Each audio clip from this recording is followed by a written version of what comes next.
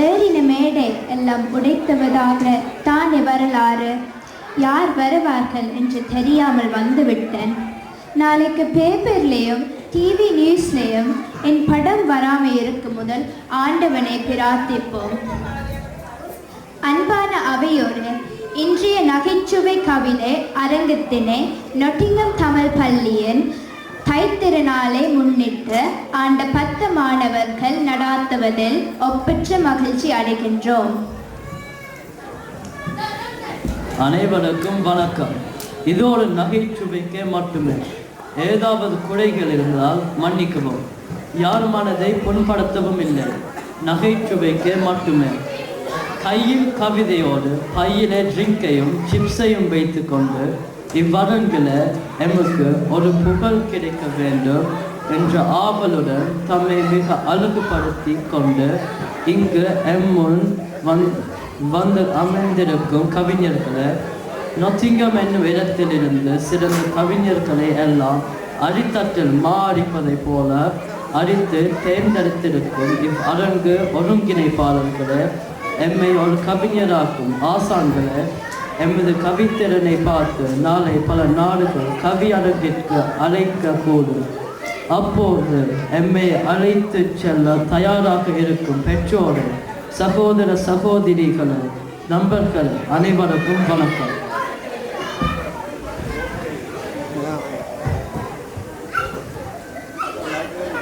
இன்றைய முதல் கவிதையை பாட வந்துள்ளார் எமது கவிஞர். அவர்களை மேடைக்கு அன்புடன் அழைக்கின்றேன். அனைவருக்கும் வணக்கம். நான் இந்த கவியரங்கில் பேச வந்துள்ள தலைப்பு தொல்லை. மன்னிக்கவும், தொலைக்காட்சி பெட்டி. தொலைக்காட்சி பெட்டி இருந்தாலும் தொல்லை, இல்லை என்றாலும் தொல்லை. தொலைக்காட்சி பெட்டி இது நாம் பார்க்கும் பார்க்காத சோஃபையும் பாத்ரூமுக்கு வரவெக்க பெட்டி தொலைக்காட்சி பெட்டி. நமது பற்களின் பாதுகாப்புக்கும் பல பெண்களின் கூந்தல் உதிர்வதற்கும் பல டூத்பேஸ்ட்களையும் ஷாம்பூக்களையும் அறிமுகம் செய்து எம்மை குழப்பத்தில் ஆக்கம் பெற்று இந்த தொலைக்காட்சி பெட்டி. இந்த தொல்லை மன்னிக்கவும், தொலைக்காட்சி பெட்டியை சில வீட்டு கணவன் மனைவியுடன் ஒப்பிடலாம்.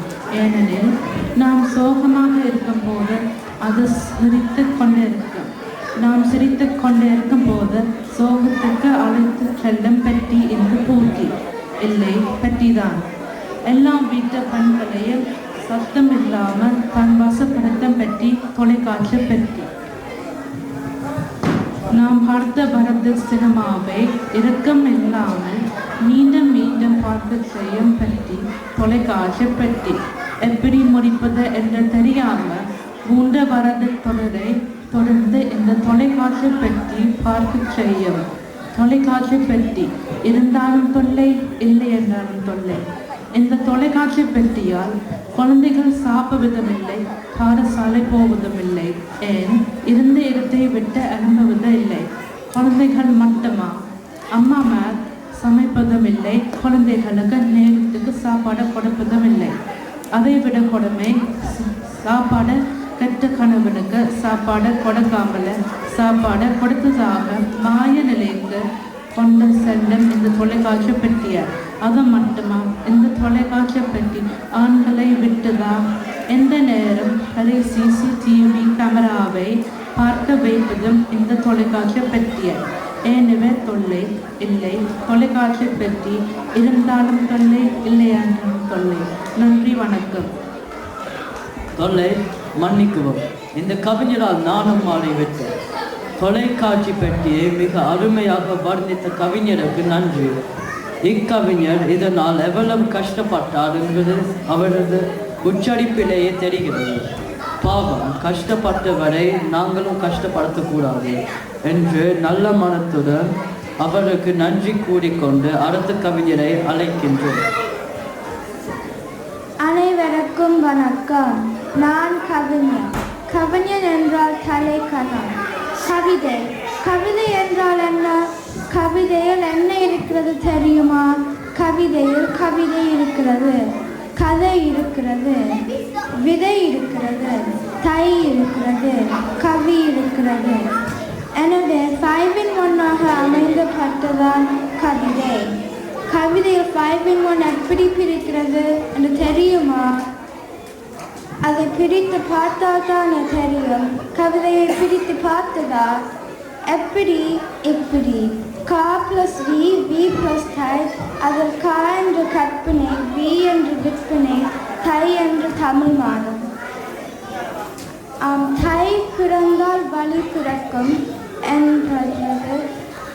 அதுபோல் கா என்ற கற்பனை, வி என்ற விற்பனை, அந்த தை என்ற மாதத்தில் வரும்போது வழி பிறக்கிறது. எனவே எங்கே கவிதை பிறக்கிறது?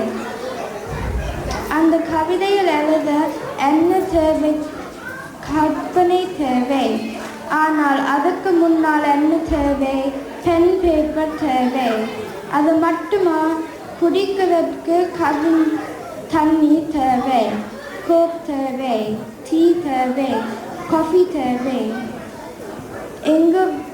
இங்கு வந்துள்ள கவிஞர்கள் கொண்டு வந்துள்ள கவிதை எப்படி உள்ளது என்பது அவர்கள் வாசிக்கும் போது கவிதையில் வெறும் வாசனையை வைத்து தான் கொள்ள முடியும்.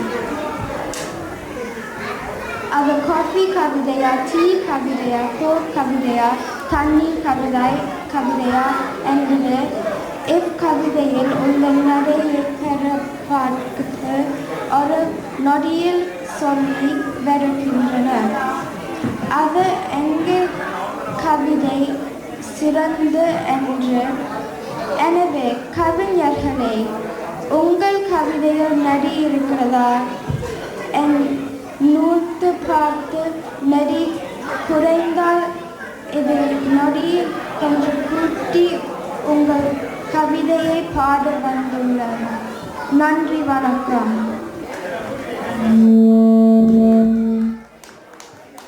என்ன ஒரு விளக்கம்! அருமை அருமை. கவிதைக்கே கவிதை.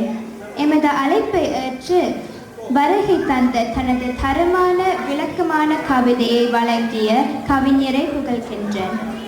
என்ன ஒரு அருமையான விளக்கம்! கவிதைக்கு இப்படி ஒரு விளக்கமா? இக்கவிஞருக்கு இவ்வரங்கின் சார்பாக நன்றியை கூறிக்கொண்டு அடுத்த கவிஞரை அழைக்கின்றேன்.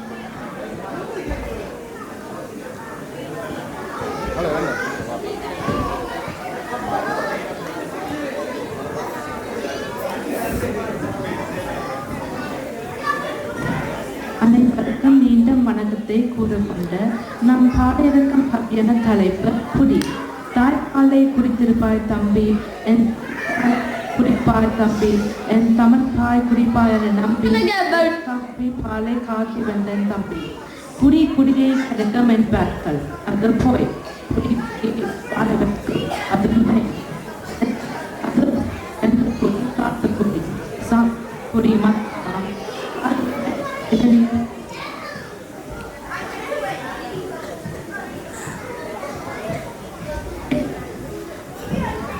காலையில் இருநீர் குடி கண்ணு காலக, அதன் பின் பால் குடி பல்ல காலக.